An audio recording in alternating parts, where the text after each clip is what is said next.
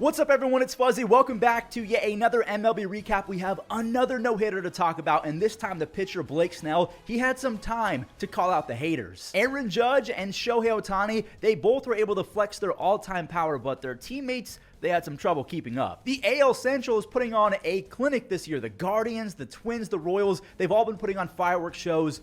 And then there's the ugly duckling, the Chicago White Sox. So again, all of that and more in today's MLB Recap. And don't forget, Recap is brought to you by SeatGeek. Use code Fuzzy to save $20 off all of your tickets. And if you like daily fantasy sports, football is coming up. The Olympics are going on right now. Be sure to download Underdog Fantasy using my code Fuzzy. They'll give you a $250 bonus cash credit and a free pick'em on me. Blake Snell has a message for all of the haters who said he could not throw more than 6 or 7 innings. Roll it. How would you describe how you were feeling? I mean, it's the first time you've pitched into the 9th inning, and it's a no-hitter. They can't say it anymore, Complete game, shutout, no-hitter, leave me alone. But he doesn't go to 9, doesn't go to 8. Y'all get that feels? Just did it. Leave me alone. Blake has always kind of been clowned on for not being able to go 6, 7 innings consistently, but I think he shut down that narrative, and he was carving up red after red. He had 8 strikeouts through 4 innings, which dating back to his last start, he has 23 strikeouts over his last 10 innings, and he got all of the offense that he needed with a second inning solo home run from Casey Schmidt. He got 2 RBIs from the rookie Tyler Fitzgerald, who's now batting .315 with 19 extra base hits, 21 RBIs, and almost 190 OPS plus. But again, this game was all about the 2-time Cy Young winner. I think he's one of 7 or 8 pitchers who have actually been able to win a Cy Young in both the AL and the NL. He's allowed 2 runs over his last 5 starts. He's 1,000% going to opt out. And remember, he signed a 1-year contract. So because it's up to him, he's going to opt out, and he's probably going to get a mega contract because now he's back to normal. Not having a spring training really affected him. He's all warmed up now, and he's back to being Blake Snell. Can the Royals stop winning? I'm being serious. Okay, there's rookie Justin Henry Malloy crushing his 8th home run. Salvi then went 450. He's got 20 home runs, and he's pointing instantly because he knew that ball was cranked. Skubal had a rare off day. Salvi, he can score from first base on a Renfroe double. He was hustling. They reversed the call. The replay showed that it didn't even touch him. Bobby, he's got a 15-game hit streak. Vinny, the RBI machine, did his thing, and the Tigers from there completely unraveled. Tarek and Shelby Miller, they combined for 9 earned runs allowed. The Royals had 7 consecutive base hits as the newcomer Paul DeJong, he drove in a run on his 31st birthday. Nice little birthday gift to himself after Salvi doubled and Freddie Fermin made it 8-2, so it's now 9-2. And Salvi, if this lands, he's going 3. No, he was a triple away from the cycle. Wenzel Perez makes the nice running grab. The Royals, they won 5 games in a row, though. The Guardians, my team, are also going for 5 wins. That's why I'm pleading for the Royals to just knock it off, but it's not easy to beat the Orioles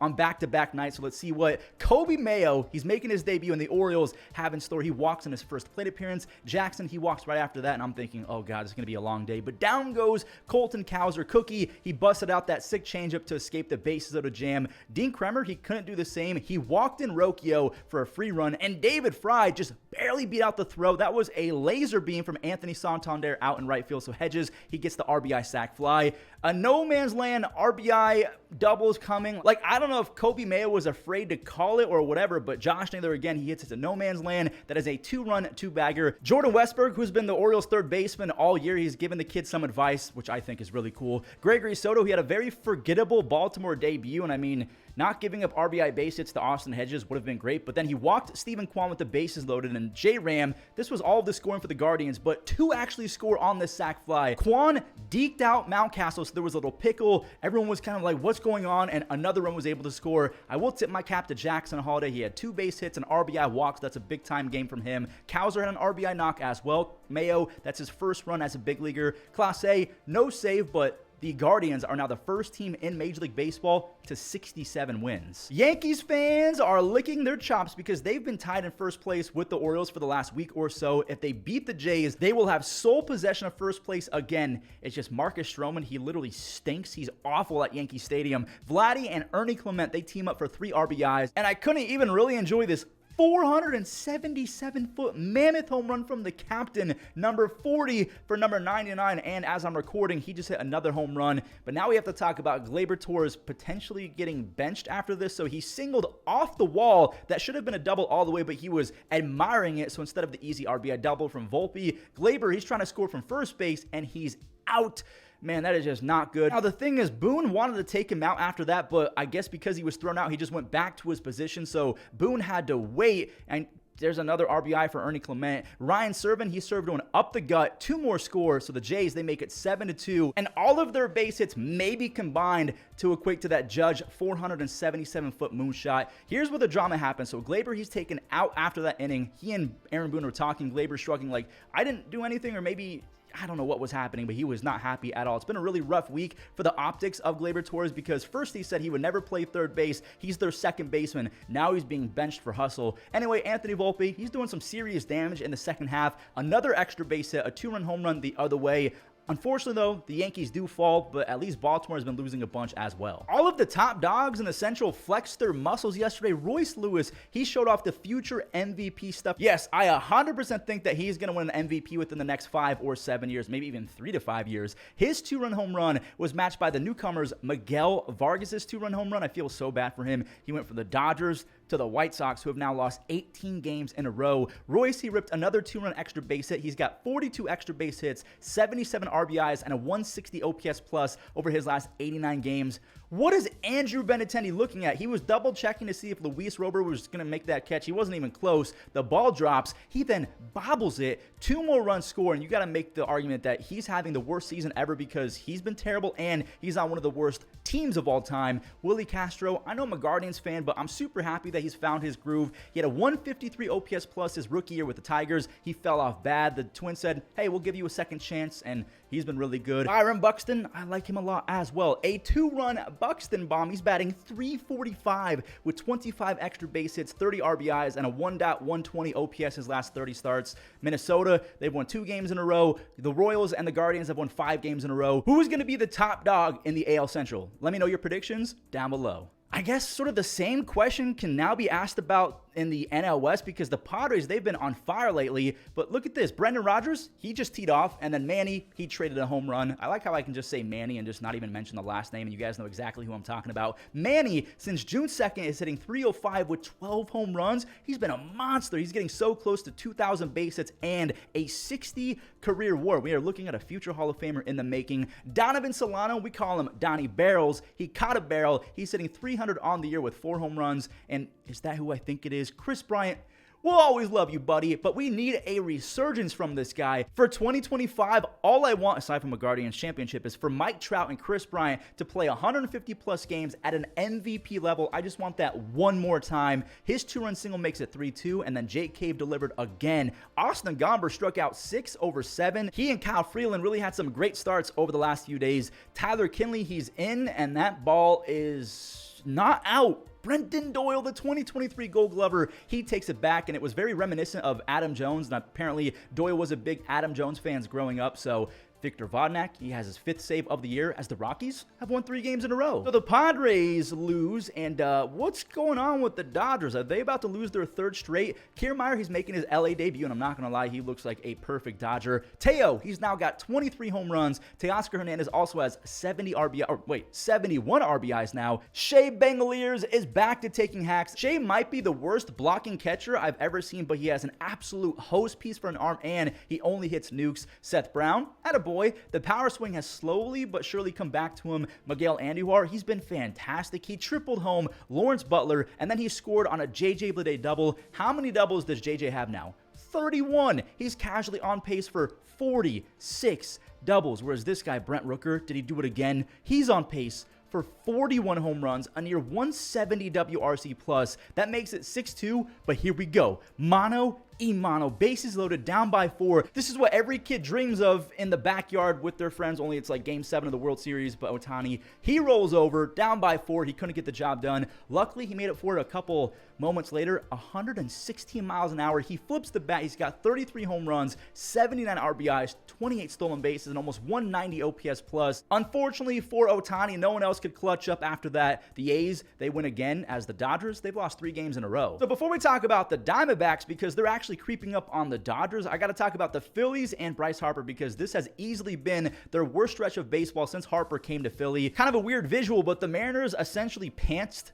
The Phillies, it was embarrassing. So one game after Tyler Phillips had a complete game shutout against the Guardians, Victor Robles, Luke Raley, Justin Turner, and the Mariners smoked them. They were smoking on that Phillies pack, as the kids say. Victor Robles is hitting .370 with 2 home runs and 10 stolen bases in 34 games with the Mariners. Luke Nukes are back. Luke Raley, he goes to the third deck for 3 RBIs. And what's better than a 3-run home run? Well, you're looking at it. Justin Turner's signature moment as a Mariner. It's been like 13 seconds, but there it is. That's a grand slam as Brian Wu put the Phillies in a blender. 6 strikeouts over 7 scoreless. Easily one of my favorite starting pitchers to watch in all of baseball. That Mariners rotation is a glitch. Mitch Haniger, he has a 10 spot now for the Mariners as the Phillies have lost 5 games in a row. Bryce Harper has 1 base hit in his last 34 at-bats with 13 strikeouts, and the Phillies have dropped 26 of their last 50, which means that they've been playing sub 500 baseball for over a month. Real quick update on the Astros before we talk about the Diamondbacks and also the Braves. Yusei Kikuchi made his... Why did I say that so weird? Maybe that's how you say his last name and I've been botching it this entire year. Who knows? But let's see if he was worth the trade. What in the 2024 trade deadline is this next sentence? Rays outfielder Dylan Carlson just hit a 2-run home run off of Astros starting pitcher Yusei Kikuchi. So many moving pieces. I'm just praying that the Rays can figure out Dylan Carlson because 3 or 4 years ago, he was one of the more exciting prospects in the game, and Yusei got his payback. Carlson, he's down in the third. There's another. So 4 strikeouts through 3 innings. Yusei really locked in after that 2-run home run. He's got 5 strikeouts in a row now. Do you know how much movement has to be on these pitches for these big leaguers to even attempt at that pitch when it's 5 feet off the dish? Then again, we're talking about Taylor Walls, and now it's the offense's turn. John Singleton, he singled in Gainer Diaz. Josh Lowe made a nice running grab, but it's still a sac fly. So we're all knotted up. It's actually going to stay that way for a minute because Yusei has made it 7 consecutive strikeouts in a row. Can he get to 8? Yes, there is 8. What about 9? No. So he walks. I think that was his second to last hitter. He left after 11 strikeouts, only 3 base hits over 5 1/3. So he's not going to get the W, but Houston, they will take it. And they gave the error to Christopher Morel. So Jordan, he scores. Hader has 22 saves. So the Mariners and the Astros, they stay tied for first place. The Braves can smell blood in the water, and they are now circling around the Phillies. Okay, not at first in this game because Miami jumped them early. Jonah Bride and Jake Berger out of nowhere are looking like Mike Piazza and Mike Schmidt. Berger, he's hitting .320 with 8 home runs since the first week of July.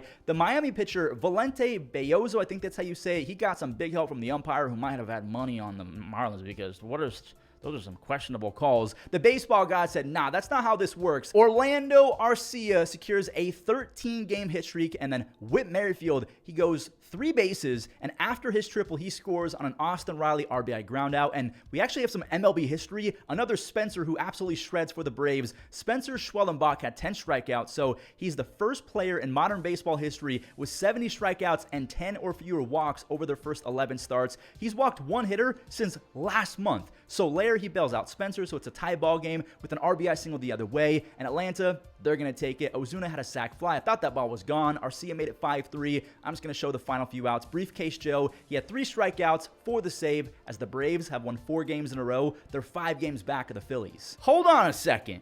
If Arizona wins this game, they'll pass San Diego in the standings. They are quite literally pulling a Braves. And what is going on? Corbin, he's dashing around third base. It's a Little League home run for Corbin Carroll. O'Neal Cruz is making error after error. Ketel Marte, what?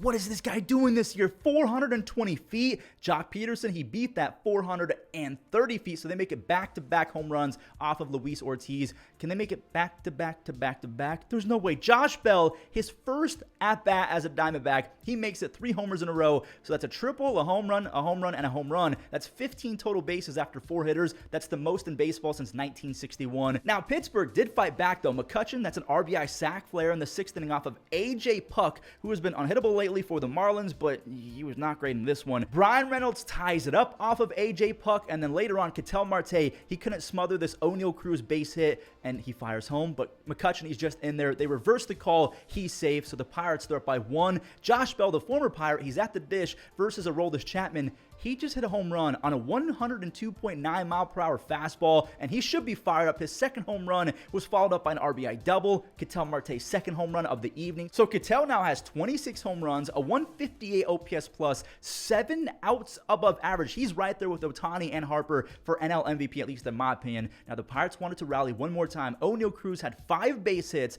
Rowdy, he blooped one in, their 8th and final run. Thompson eventually got the last out as the Diamondbacks. They're now second in the West. They're 4 games back of the Diamondbacks. They're 4 games back of the Dodgers, excuse me. But also in the wild card, the Arizona Diamondbacks have the second wild card spot. Remember, 3 wild card teams make it. The Mets are right behind the Diamondbacks at 58 and 51, and I'm just going to spoil it for the sake of sparing Angels fans and their souls. The Mets, they won fairly easy. Paul Blackburn, aka Paulie Punch-Outs, he's taken on the Angels, who he's faced a ton when he was a member of the A's. Rengifo goes down for his first strikeout. Alvarez and Adele, they both drove in a run, but that was all she wrote for the Halos. Big Meat Pete, or Polar Bear Pete, whatever your nickname is for the guy, he goes 421 feet on that 2-run home run. He's got 4 home runs his last 2 weeks, 23 on the season. Look at the former Met making a web gem. Luis Guillorme, he takes one away. All good, though, because JD Martinez, he got it going again. Another RBI knock for the soon-to-be 37-year-old. Oh, no. Zach Neto makes it 5-1 after the error, while Paul Blackburn, he was fantastic. 6 strikeouts over 6 innings. He only needed 82 pitches to get through those 6, as the Mets, they're 7-3 over their last 10. Paul Blackburn just made his Mets debut, while Eric Fetty, he was making his Cardinals debut, and, not good. The source of power from the Cubs was a very unlikely source. Pete Crow Armstrong, that's cool. It's an RBI single. And who is this? Is that Christian Bethancourt, who wasn't even good enough to make the Marlins roster? He went yard, a 3-run tater into the netting out in right field. Michael Busch, I think that's 14 home runs on the year. Pretty easy game. The Cardinals, they scored 3 on 3 free runs as Goldschmidt, Pham, and Donovan all took RBI walks. But that was it. Neris, he put out the fire in the 8th inning with a strikeout. He got the final 4 outs for his 15th save. The Cubs, look at them. They've won 3 games in a row. They're 5.5 games back of the wild card, and they're probably not going to catch the Brewers. And I say that because look at that. You have 2 RBI doubles from Rhys Hoskins and Garrett Mitchell that really set the tone for the Brew Crew. If Garrett Mitchell can get hot with the absence of Christian Yelich, this is still going to be one of the deepest lineups in all of baseball. CJ Abrams, his 16th of the year, he ties it at 2, and Washington actually stole the lead as Ildemaro Vargas singled home Luis Garcia Jr. This was all off of Frankie Montas, by the way, who had 9 hits over 5 innings. Not a great debut for him either. Now, his lineup did bail him out big time as Blake Perkins. He makes it a 5-3 game with a Rocket 2-run single, staying with Rockets. Sheesh, perfect off the bat of William Contreras. The Brewers win 8-3 after a sac fly from Bryce Terang. Jackson Chourio, the rookie, had an RBI base hit as well, and I really like the Milwaukee pieces, man. It's all dependent on their pitching staff because the Brewers, they're top 10 in scoring, they're 3rd in on base, so they're always going to be on base. I'm not worried about the offense. It's the pitching staff. Same with this next team, or maybe these next 2 teams. Corey Seager and the Rangers, they're going to score runs. The Boston Red Sox are going to put up runs as well. After Corey Seager hit his 20th home run, Wilyer Abreu, he cranked a go-ahead 2-run blast that started a second home run derby down in Texas. Leody Taveras, he ties it. And wait, did Corey Seager do it again? Seager is having a down year. I'm putting that in air quotes, with 21 home runs and a 140 OPS plus. He is all-time talented with the bat. Boston, they broke the home run streak with 3 separate RBI singles. Connor Wong, Wilyer Abreu, and then Nick Sogard, the rookie. He came through in his MLB debut. That's his first base hit and RBI. Cedar Rafaela, another rookie, a 2-run no-doubter. He's got 13 home runs and 15 stolen bases. Marcus Semien batting .310 since early July, and he has 16 home runs on the year. I can't keep up with the long balls. Rafael Devers has 25 home runs. If you came to me in 10 years and said that Rafael Devers had joined the 1,000 extra base hit club, I'd believe you, because he's going to do that. And not a lot of guys have done that in history. So the Red Sox beat the Rangers 11-6, and that is going to do it for today's recap. Thank you guys so much for watching. I have not had a day off in quite some time, so I'm taking tomorrow off for sure. Love you guys. Enjoy the web gems. Mason wins, sliding play, and a gorgeous one to take care of Horner. Out to the hole at shortstop. Henderson off balance throw. On a bounce. Give it to him. Yeah, liner into center, and that ball's going to be caught. There's a base hit to left field. Jimenez rounds 3rd. He's coming home. Here's the throw from Verdugo. Got him. Smoked and caught. And Ellie just extend the go gadget arms. And that's in the air. Right field for Duran. He'll make the catch. Hustling back in, the throw, heading to third, the tag!